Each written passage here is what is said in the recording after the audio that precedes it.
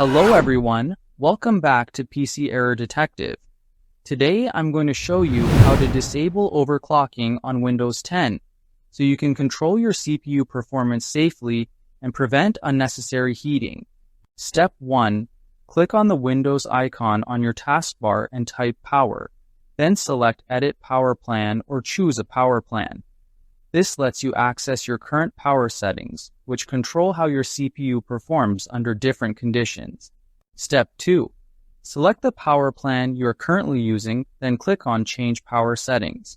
This ensures that any changes you make will apply to the plan your computer is actively using. Step 3. Click on Change Advanced Power Settings to open the detailed options. This menu gives you full control over processor performance and other power-related settings. Step 4. Scroll down and expand Processor Power Management, then locate Maximum Processor State. This option determines the highest speed your CPU can run at, and adjusting it will limit overclocking. Step 5.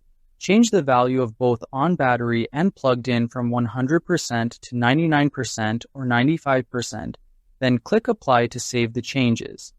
This reduces the maximum CPU speed slightly, effectively disabling overclocking without entering the BIOS.